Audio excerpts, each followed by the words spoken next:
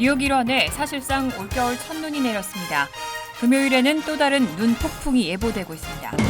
뉴욕 한인회장 선거에 단독 후보로 결정된 진강 후보 선대본부 측에서 기자회견을 개최하고 최근 불거지고 있는 후보 자격 논란에 대해 해명했습니다.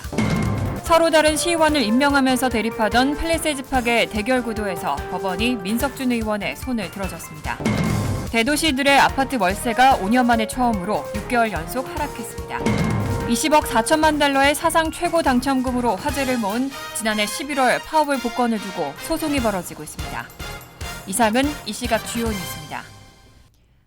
시청자 여러분 안녕하십니까? KBN 뉴스입니다. 뉴욕 일원에 사실상 올겨울 첫눈이 내렸습니다. 금요일에는 또 다른 눈 폭풍이 예보되고 있는데요. 예상 기온이 높아서 많이 쌓이진 않겠습니다. 뉴욕 일원에 사실상 올겨울 첫눈이 내렸습니다. 어제 저녁부터 내리기 시작한 눈은 오늘 오전까지 이어졌고 대부분의 지역에 1에서 3인치의 적설량을 기록했습니다. 업스테이트 뉴욕과 북부 뉴저지 등 일부 지역의 경우 3에서 6인치의 눈이 쌓였습니다.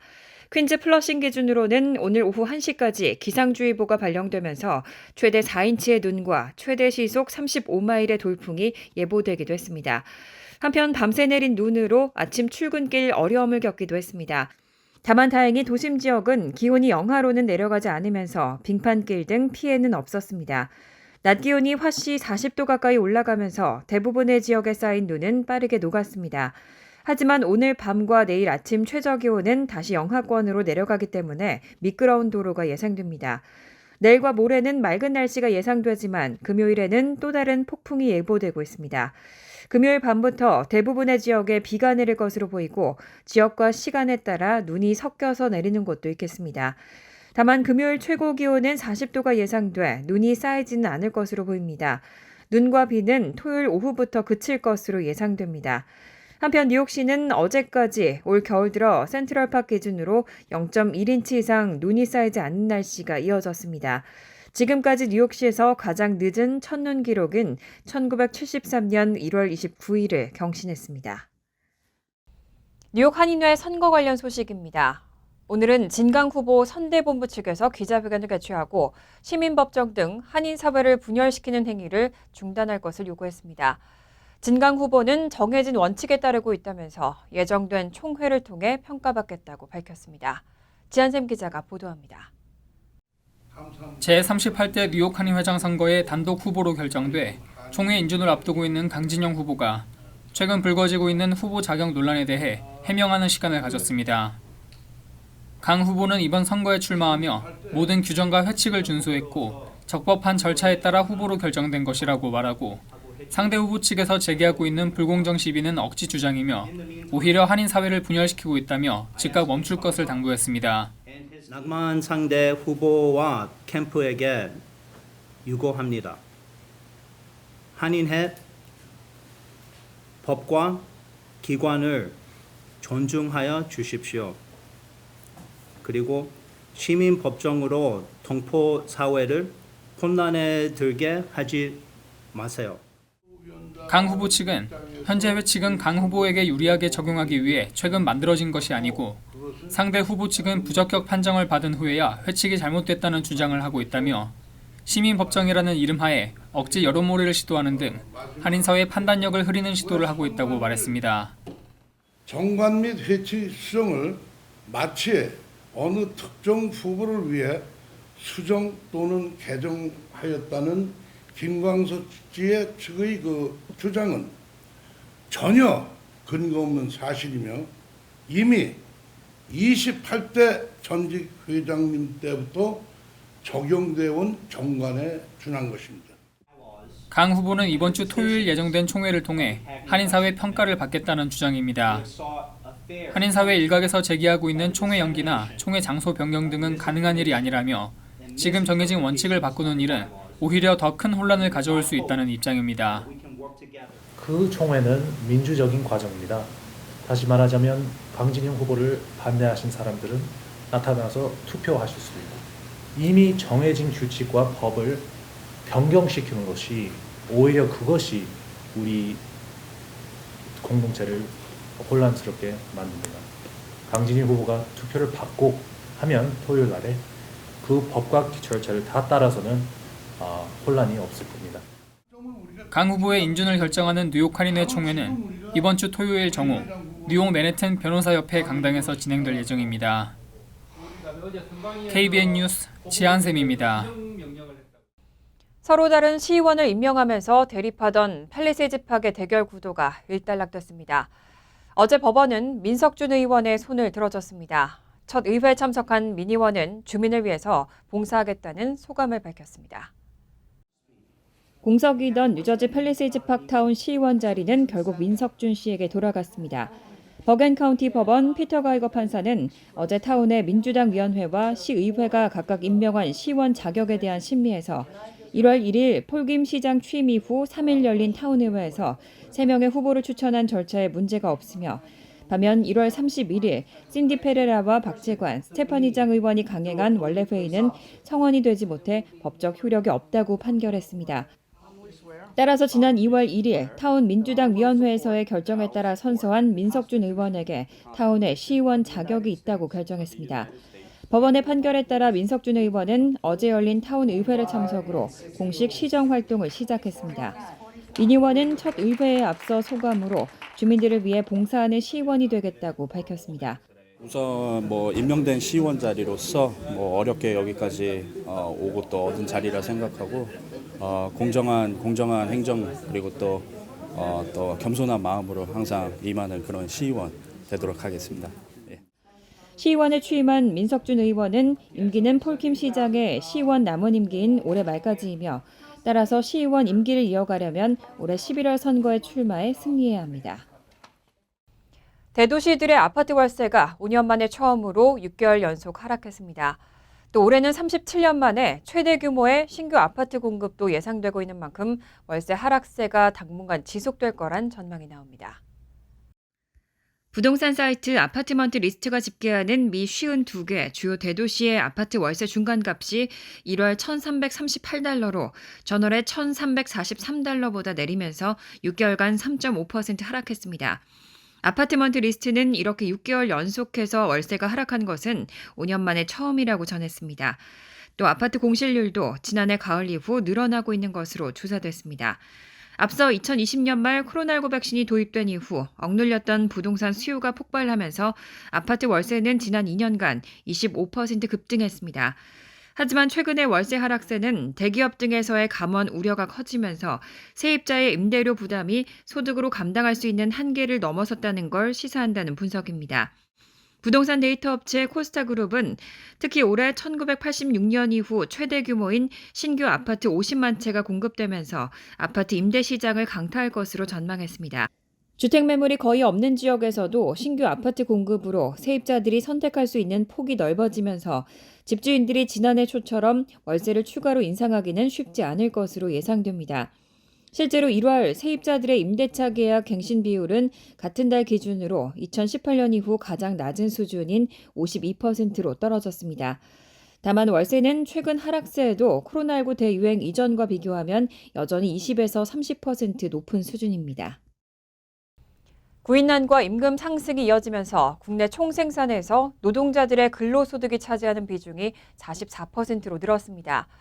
이렇게 전체 경제에서 노동자가 차지하는 몫이 늘어난 건 이례적입니다. 블룸버그 통신에 따르면 미 국내 총생산에서 노동자들의 근로소득이 차지하는 비중은 지난해 6월 기준 44%로 2013년의 42%보다 커졌습니다.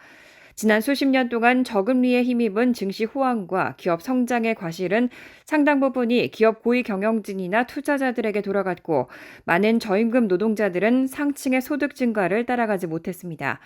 하지만 기준금리가 약 40년 만에 최고 수준으로 인상됐고 유례없는 노동력 부족에 직면하면서 이런 흐름이 뒤집어진 겁니다. 베이비붐 세태가 은퇴하고 코로나19 확산 이후 이민이 제한되는 등 여러 가지 이유로 미국은 노동력이 심각하게 부족한 상태입니다. 실업률은 1969년 이후 최저인 3.4%입니다. 블룸버그 통신은 이런 노동력 부족에 기업들이 노동자들을 붙잡기 위한 지출을 늘리면서 특히 저임금 노동자들이 혜택을 보고 있다고 전했습니다. 홈디포는 최근 시급 노동자들의 처우 개선을 위해 10억 달러를 쓰겠다고 밝혔고 최대 소매점 체인인 월마트도 다음 달 초부터 시간제 노동자의 임금을 종전 시간당 12에서 18달러에서 14에서 19달러로 인상하기로 했습니다. 실제로 진보 성향 싱크탱크인 경제정책연구소에 따르면 지난해 생산직, 비관리직 노동자들의 임금 상승 속도는 다른 직군에 비해 최소한 2007년 이후 가장 빨랐던 것으로 집계됐습니다. 애틀랜타 연방준비은행도 소득 최하층 노동자들의 임금 상승 속도가 최상층을 수십 년 만에 최대 수준으로 앞서고 있다고 추산했습니다. 어제부터 맨하튼 그랜드 센트럴 메디슨역에서의 롱아일랜드 레일로드 열차 서비스가 전면 시행되고 있습니다. MTA는 추가로 약 300대의 열차 운행을 늘렸습니다. 메트로폴리탄 교통공사가 어제부터 그랜드 센트럴 메디슨역에서 롱아일랜드 레일로드 열차 운행 서비스를 전면 시행한다고 밝혔습니다. MTA는 지난달 퀸즈 자메이카에서 그랜드 센트럴 메디슨역까지 제한된 노선의 롱아일랜드 레일로드만 먼저 시범 운영해 점검한 이후 어제부터는 서비스를 모든 노선으로 전면 확대했습니다. 이에 따라 퀸즈 베이사이드와 우드사이드, 롱아일랜드 등에서 가고자 하는 맨하튼 지역에 따라 펜스테이션이나 그랜드 센트럴 메디슨역행 열차를 골라 탑승할 수 있습니다. 하지만 역에 따라 그랜드 센트럴로 향하는 열차가 없는 경우도 있기 때문에 탑승 전 확인할 것이 당부되고 있습니다. MTA는 그랜드 센트럴 메디슨역을 오픈하면서 이미 운행 중인 약 660대의 롱아일랜드 레일로드 열차 외에 약 300대를 추가했습니다. 지금까지는 롱아일랜드 레일로드가 맨하튼에선 펜스테이션 역으로만 운행했지만 그랜드 센트럴 메디슨 역으로도 가게 되면서 맨하튼 동쪽 지역으로 출퇴근하는 경우 약 30분에서 40분가량을 절약할 수 있게 됐습니다. 그랜드 센트럴 메디슨 역행 롱아일랜드 레일로드 열차는 평일 오전 6시 15분부터 오후 8시까지, 주말에는 오전 7시부터 오후 11시까지 운행됩니다. 열차 배차 간격은 양방향으로 평일 30분 간격, 주말 및 오프 피크타임에는 1시간 간격으로 운행됩니다. 세계 각국이 정보 유출 우려를 이유로 중국의 동영상 공유 플랫폼 틱톡 사용을 잇따라 금지하고 있습니다. 백악관도 모든 정부기관들에게 30일 내로 모든 장비와 시스템에서 틱톡을 삭제하라고 요구했습니다. 어제 백악관 예산관리국이 모든 정보기관에게 장비와 시스템에서 30일 내로 중국 동영상 공유 플랫폼 틱톡을 삭제할 것을 요구했습니다. 예산관리국은 이번 조치가 미국의 데이터를 안전하게 유지하는 데 목적이 있다고 밝혔습니다. 예산관리국은 메모에서 틱톡을 금지하는 조치가 국가 안보나 법 집행 또는 보안 연구 활동에 지장을 주지 않을 것이라며 정보기관 적용에 대한 예외는 인정하지 않는다고 전했습니다. 연방정부 정보보안 책임자인 크루스 드루사는 바이든 정부는 미국의 디지털 인프라를 방어하고 적국들이 미국 데이터에 접근하는 것을 억제하는 데 많은 투자를 했다며 이번 지침은 디지털 인프라를 보호하고 미국민의 보안과 사생활을 보호하기 위한 행정부 약속의 일부라고 덧붙였습니다. 의회는 앞서 지난해 12월 연방기관 직원들이 정보 소유의 기기에서 틱톡을 사용하지 못하도록 하는 법안을 통과시켰습니다. 이와 관련해 브룩 오버워터 틱톡 대변인은 성명에서 지난 12월 연방정부 기기에서의 틱톡 사용 금지가 신중한 검토 없이 의회를 통과했고 이는 다른 국가들에게 청사진이 되고 있다며 틱톡 금지는 정치극이라고 입장을 밝혔습니다. 이미 텍사스와 메릴랜드, 사우스다코타를 포함한 여러 주들도 주 공무원과 계약자들이 정보 소유 기기에서 틱톡을 사용하는 것을 금지한 바 있습니다. 또 미국, 유럽연합에 이어 캐나다와 일본 정부도 보안 우려를 이유로 틱톡 사용을 금지한다는 결정을 내렸습니다. 20억 4천만 달러의 사상 최고 당첨금으로 화제를 모은 지난해 11월 파워볼 복권을 두고 소송이 벌어지고 있습니다. 원고는 1등 당첨 복권을 도난당했다며 1등 당첨 금액을 받은 피고와 복권협회를 상대로 소송을 제기했습니다. 지난 2월 14일 캘리포니아주 복권협회는 지난해 11월 8일 파워볼 추첨에서 탄생한 20억 4천만 달러의 1등 복권 당첨자가 에드윈 카스트로라고 발표했습니다. 그런데 며칠 뒤 이 복권을 도난당했다고 주장하는 호세 리베라라는 남자가 등장했습니다. 리베라는 자신이 1등 복권을 구매했는데 레즈라는 이름의 사람이 복권을 훔쳐갔다면서 같은 달 22일 로스앤젤레스 카운티 고등법원에 소송을 제기했습니다. 절도 혐의에 대한 구체적인 정황은 설명하지 않았지만 소장에 따르면 리베라는 파워볼 번호가 발표된 뒤 레지에게 복권을 돌려줄 것을 요구했지만 레지는 당첨금을 반반씩 나누자며 협박하기도 했다고 주장했습니다. 리베라는 카스트로가 당첨자로 발표된 뒤 복권협회에 도난 신고를 하고 사실조사도 요구한 것으로 전해졌습니다. 특히 같은 달 17일에는 복권협회에 서한을 보내고 복권 구입 장면의 동영상을 확인해 줄 것을 요청했습니다. 하지만 복권협회는 카스트로가 적법한 당첨자임을 확인했다는 입장입니다. 협회 측은 당첨자 점검 절차에 자신이 있다면서도 협회가 도난 같은 범죄 행위를 조사할 권한은 없고 경찰이 조사한다면 협조할 것이라고 밝혔습니다. 리베라는 이번 소송의 피고로 당첨금을 챙긴 카스트로와 레지, 캘리포니아주 복권위원회 등을 거명했고 당첨자 발표 전까지 레지의 본명을 몰랐다며 실제 이름이 확인되면 피고 이름을 변경할 것이라고 소장에 밝혔습니다. 에리트리톨은 설탕 대체용으로 쓰이는 제로칼로리 감미료입니다. 그런데 이 에리트리올이 혈액 응고와 심장마비, 뇌졸중 등의 위험을 높인다는 연구 결과가 나왔습니다. 클리블랜드 클리닉 러너 연구소 스탠리 헤이즌 박사는 어제 국제학술지 네이처 메디슨에서 심장질환 위험 요소가 있는 사람들의 경우 혈중 에리트리톨 수치가 높으면 심장마비나 뇌졸중 위험이 2배 증가하는 것으로 나타났다고 밝혔습니다.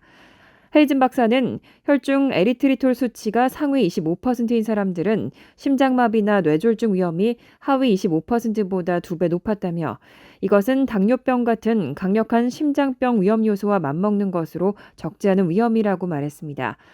연구팀은 애초 혈액 내 알려지지 않은 화학물질 가운데 심장마비나 뇌졸중, 향후 3년 내 사망을 일으킬 수 있는 위험 요소를 찾기 위해서 2004년에서 2011년까지 수집된 심장질환 위험 요소가 있는 미국인 1,157명의 혈액을 분석했습니다.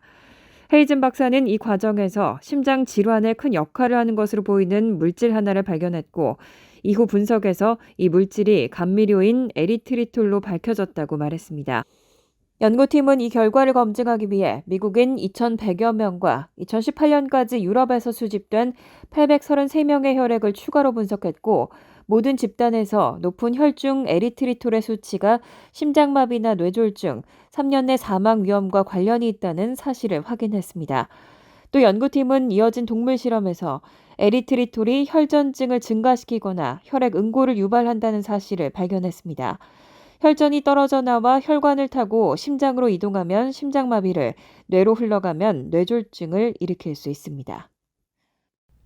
단출인 소식입니다. 뉴욕 한인회, 뉴욕 한인교회 등 한인사회는 내일 오후 1시 애국지사 황기현 선생과 염세우 선생 등이 잠들어 있는 퀸즈 매스패스 소재 마운트 올리벳 공동묘지에서 3.1절 기념행사를 개최합니다. 추모 예배에는 김희환 뉴욕 총영사와 찰스윤 뉴욕 한인회장 등 뉴욕 한인사회 각계 인사들이 참석할 예정입니다. 뉴욕 한인교회 최현덕 담임 목사는 이번 3.1절 기념행사에는 독립운동 선열들의 넋을 기리기 원하는 누구나 참석이 가능하다며 많은 참석을 당부했습니다. 존 커비 백악관 국가안보회의 전략소통조정관은 어제 언론 브리핑에서 정보당국과 다른 정부기관은 아직 코로나19의 중국 기원설을 들여다보고 있다고 밝혔습니다. 앞서 에너지부가 중국 우한의 한 연구소에서 코로나19 바이러스가 유출됐을 가능성이 높다는 주장을 한 것으로 알려진 데 대한 입장 발표로 보여집니다.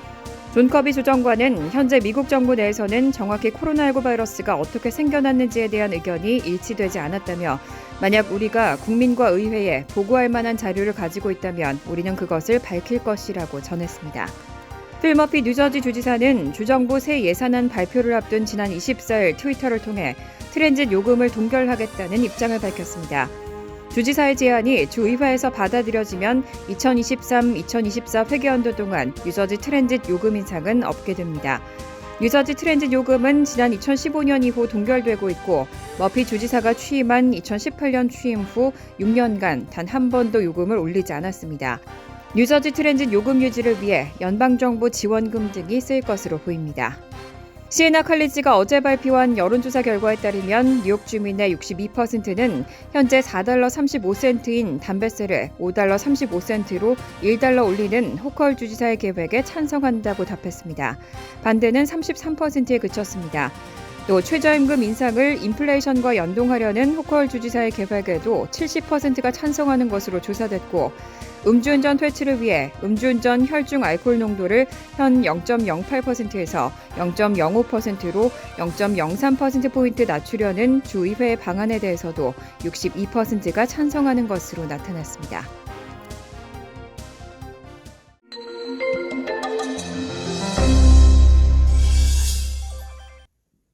제22회 전 미주 한인체육대회 선수단 여행 업무 공식 후원업체로 선정된 K투어 이만근 대표는 오는 6월 23일에 개최되는 뉴욕 미주체전 성공 개최를 위해 후원금 $30,000를 공동조직위원회 곽우천 회장에게 전달했습니다. 나스닥 상장 일정 등을 조율하기 위해 뉴욕을 방문한 한류홀딩스 관계자들은 지난 2월 17일 뉴욕 한인회를 방문해 찰스윤 회장과 만나 상호 업무 협약을 체결하고 한류 문화 전파에 힘을 모으기로 했습니다. 매주 한인 교회와 성당을 방문해 활동을 소개하고 자원봉사자를 모집하고 있는 민권센터가 지난 26일 세인트 앤드류 김 성당을 찾았습니다. 20여 명이 민권센터 소식을 받기 위해 연락처를 남겼고 8명이 자원봉사자로 등록했습니다. 뉴저지 레오니아에 위치한 참지의 한글학교는 지난 25일 104주년 3일절을 맞아 탑골공원에서 만세꾼들의 활약상을 나도 영웅이라는 주제로 재현하는 수업을 진행했습니다.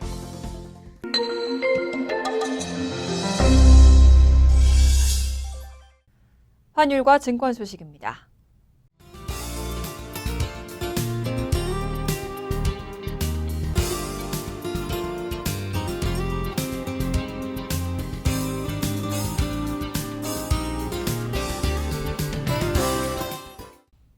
이어서 날씨입니다. 수요일은 대체로 화창하지만 밤 늦게는 소나기 내릴 가능성이 있습니다. 낮 최고 기온은 43도, 섭씨 6도, 밤 최저 기온은 42도, 섭씨 5도로 예상됩니다. 목요일은 흐린 가운데 오전에는 소나기 내리는 곳이 있겠습니다. 금요일도 비나 눈이 내릴 것으로 예상됩니다. 이상으로 KBN 뉴스를 마칩니다. KBN과 함께 즐거운 저녁 되시기 바랍니다.